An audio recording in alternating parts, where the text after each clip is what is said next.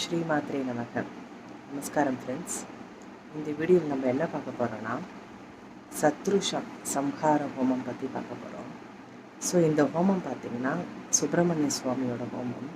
நமக்கு எப்படி சண்டி ஹோமம் ரொம்ப விசேஷமோ அது மாதிரியே இந்த சத்ரு சம்ஹார ஹோமமும் ரொம்ப விசேஷம்.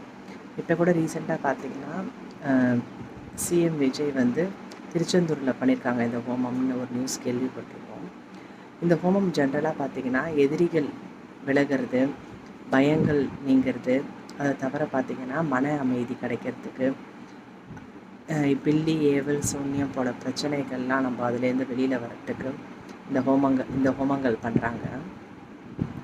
பவர்ஃபுல்லான ஹோமமே நமக்கு சண்டி ஹோமம் ஃபஸ்ட்டு. அதுக்கு அடுத்தது சத்ரு சம்ஹார திரிஷதி ஹோமம்னு சொல்லுவாங்க. திரிஷத்தினா நமக்கு 300 நாமங்கள், சுப்பிரமணிய சுவாமியோட 300 நாமங்களை ஹோமத்தில் நம்ம சேவிப்போம். ஸோ திரவியங்கள்லாம் ரொம்ப விசேஷமான திரவியங்கள் இருக்கும் இந்த ஹோமத்தில்.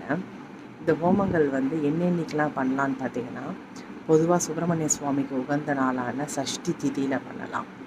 அப்படி இல்லைன்னா சஷ்டி கம்சஷ்டி வரும்னு நமக்கு அக்டோபர் மந்தில், அந்த மந்தில் பண்ணலாம். அப்படி இல்லைன்னா கிருத்திகை நட்சத்திரம், விசாக நட்சத்திரம் அன்றைக்கி பண்ணலாம். இந்த நாட்களில் பண்ணால் ரொம்ப விசேஷம், நமக்கு பலன்கள் உடனே கிடைக்கும். அதை தவிர நார்மல் டேஸில் உங்களோட ஜென்ம நட்சத்திரம் அன்றைக்கி பண்ணலாம். அப்படி இல்லைன்னா உங்களோட 6ஆம் பாவத்தோட அதிபதி நாளில் கூட நீங்கள் பண்ணலாம். ஃபார் எக்ஸாம்பிள், நீங்கள் மேஷ லக்னமாக இருந்தீங்கன்னா ஸோ உங்களுக்கு 6ஆம் பாவம் கன்னி வரும். ஸோ புதன்கிழமை அந்த மாதிரி பண்ணலாம். உங்களுக்கு எந்த பாவத்தோட ப்ராப்ளம் இருக்கோ. பொதுவாக நமக்கு 6ஆம் பாவம் ஏன் நான் சொல்கிறேன்னா, நமக்கு 6ஆம் பாவம் தான் ருணரோக சத்ருஸ்தானம். ஸோ அதனால் 6ஆம் பாவம் சொல்கிறேன் உங்களுக்கு. அப்படி இல்லைன்னா உங்களுக்கு எந்த கிரகத்து மூலமாக பிரச்சனை வருதோ, எந்த பாவத்து மூலமாக பிரச்சனை வருதோ அந்த கிழமையில் பண்ணுறதும் விசேஷம்தான். அதை தவிர பொது பலன்கள் நமக்கு எதிரிகள் பிரச்சனை இருக்காது, மன அமைதி கிடைக்கும்.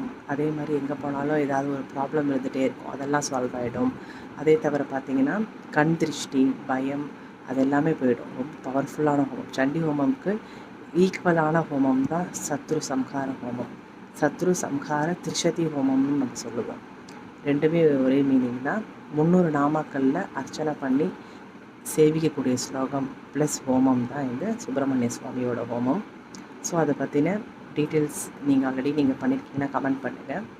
ஸோ கம்மிங் அப் வீடியோஸில் இன்னும் கொஞ்சம் எலாபரேட்டாக நான் எக்ஸ்பிளைன் பண்ணுறேன் ஃப்ரெண்ட்ஸ். ஸ்ரீ மாத்ரே நமக. கமெண்ட் பண்ணுங்கள், சப்ஸ்கிரைப் பண்ணுங்கள் ஃப்ரெண்ட்ஸ்.